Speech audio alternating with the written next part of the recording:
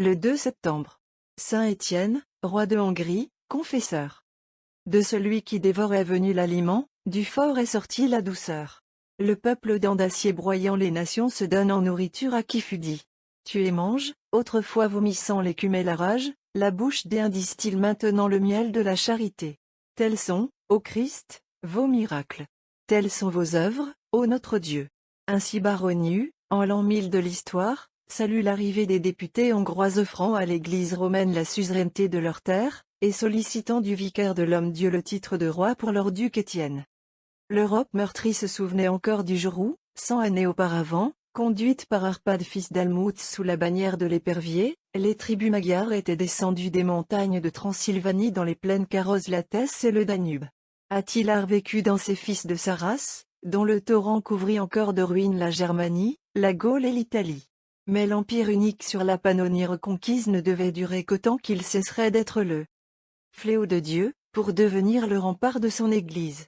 En ce monde, qui n'est point encore celui des justices éternelles, les instruments de la colère du Tout-Puissant sont vite brisés, s'ils ne savent aussi s'adapter à l'amour. 5 siècles plus tôt, Attila en personne se ruait comme un fleuve débordé sur la capitale de l'univers, lorsque parut devant lui le pontife suprême. Les chroniques hongroises, traduisant ainsi la rencontre fameuse, nous disent que le message suivant fut alors signifié du ciel au dévastateur du monde: écoute l'ordre du Seigneur Dieu Jésus-Christ. Ta fierté n'entrera pas dans la cité sainte où reposent les corps de mes apôtres. Retourne. Plus tard, ta descendance viendra vers Rome avec humilité. Je ferai qu'elle y reçoive une couronne qui durera toujours. Attila donc, repassant les Alpes, n'eut que le temps de gagner le Danube, et mourut. Or, voici l'heure où la parole du ciel est dégagée. Qu'on ne s'étonne pas de ne nous point voir en discuter l'authenticité. Légendaire ou non, quant aux formes dont les traditions nationales l'ont revêtu, l'engagement divin pris en la circonstance n'a rien que doive écarter l'historien. Car il répond aux règles certaines de la providence qui gouverne l'histoire. Le souvenir de Dieu ne fait défaut à nul bienfait. La gratitude apostolique ne défaille point avec les années. Au temps voulu, Sylvestre II solde la dette de Léon le Grand. De ce tombeau qu'a respecté le ravageur des peuples, une vertu est sortie, changeant son rôle de justicier en celui d'apôtre. La couronne posée sur le front du successeur d'Attila par celui de Pierre n'en sera point renversée, tant que marchera devant lui la croix, autre insigne, marquant son titre à ses honneurs nouveaux. Comme le Saint-Empire, auquel la Hongrie doit s'unir plus tard sans pourtant se confondre avec lui, c'est donc sur Pierre que la monarchie hongroise est fondée. C'est pour lui qu'elle subsiste, n'ayant qu'en lui par suite devant Dieu la garantie de son avenir. Que les tristes pressentiments de l'heure actuelle ne nous fassent point oublier la puissance merveilleuse déployée en cette fête par l'agneau dominateur de la terre. La trace du sang versé par les fils d'Arpad n'a point disparu encore des places des cités. À peine se dissipe la fumée des derniers incendies qu'alluma leurs torches, la poussière des murailles écroulée sous leurs pas, et déjà leur farouche énergie, trempée comme une lame de choix dans les eaux de la fontaine sainte, est devenue à l'Orient la plus sûre défense de la chrétienté. Nouveau genre d'invasion, d'Étienne, le héros de ce jour, la sainteté se propage en multiples rameaux d'où les plus belles fleurs, s'envolant sur toute plage, conspirent durant des siècles à ne laisser nulle contrée son parfum pour l'époux. Lisons l'histoire du roi apostolique dans le livre de la Sainte Église. Ce fut Étienne qui implanta la foi du Christ et la dignité rovale en Hongrie. Couronné et sacré par l'ordre du pontife romain, il offrit son royaume au siège apostolique. Rome, Jérusalem, Constantinople, le virent construire divers asiles de piété. L'archevêché de Grande, dits évêchés, lui durent en Hongrie leur fondation. Admirables furent en ces occasions sa religion et sa munificence. Égale était sa charité, sa libéralité pour les pauvres, qu'il accueillait comme s'ils eussent été le Christ lui-même. Aucun d'eux n'eut jamais à s'éloigner de lui sans être consolé et secouru.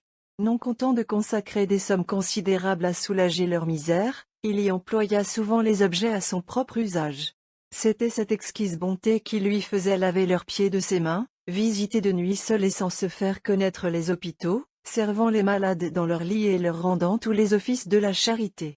Aussi arriva-t-il du mérite de tant de bonnes œuvres que sa main droite demeura sans corruption, lorsque dans le tombeau le reste de son corps s'en alla en poussière. Dans son ardeur pour la prière, il passait les nuits presque entières sans sommeil. Perdu dans la contemplation des choses du ciel, on l'aperçut plus d'une fois, ravi hors de ses sens, élevé en l'air. Plus d'une fois aussi le secours qu'il tirait de l'oraison fut sensible dans la manière merveilleuse dont il échappa aux conspirations des traîtres, aux attaques de puissants ennemis. Ayant épousé la sœur de l'empereur Saint-Henri, Gisèle de Bavière, il en eut un fils du nom d'Aymeric, que la vertu et la piété auquel il le forma élevèrent jusqu'à la sainteté.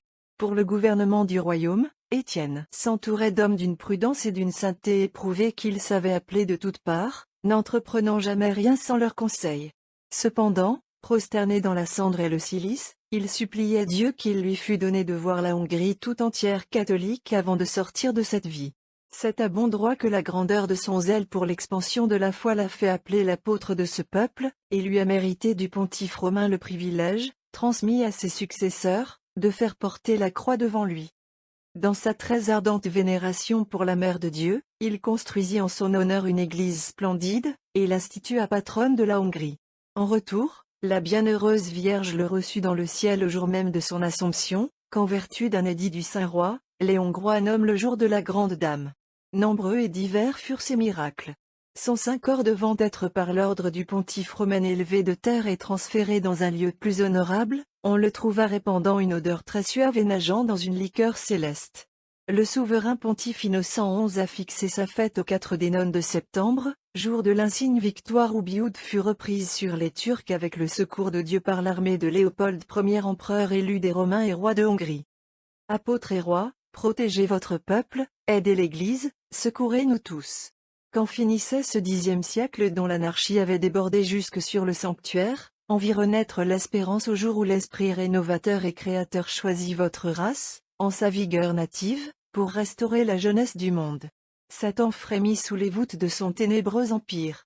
Lui qui croyait la papauté à jamais humiliée, voyait venir à elle de nouveaux constructeurs, comme au seul fondement sur lequel il fut possible de bâtir, la plus fière des familles qui eussent fait trembler l'ancien empire de Romulus, sollicitait de Rome le droit de compter désormais parmi les nations d'Occident. Il était donc bien vrai que les portes de l'enfer ne prévaudraient jamais contre la pierre, contre l'église fondée sur elle, contre la cité sainte préparée au sommet des monts pour attirer les peuples. En vain l'orage avait soulevé jusqu'à la vase des fleuves de l'abîme, c'était l'heure où Dieu levait sa main, comme dit le prophète, vers les lointaines frontières d'où les rois apportaient à l'épouse, toujours sainte, ses fils inconnus qu'eux-mêmes lui avaient nourris. Non. Le Seigneur ne confond point ceux qui espèrent en lui. Et c'est pourquoi nous espérons, fût-ce contre toute espérance, en l'avenir du noble peuple établi par vous sur la fermeté apostolique. Ce n'est pas lui, si justement fier de tant d'incorruptibles héros, qu'une fausse liberté, soudoyée par leurs juifs, prônée par tous les ennemis de ses traditions, pourra égarer longtemps. Du ciel, Martin veille avec vous sur le pays qui le vit naître. La souveraine de la Hongrie, l'auguste reine des cieux, ne verra pas ses loyaux sujets prêter l'oreille aux propositions du roi des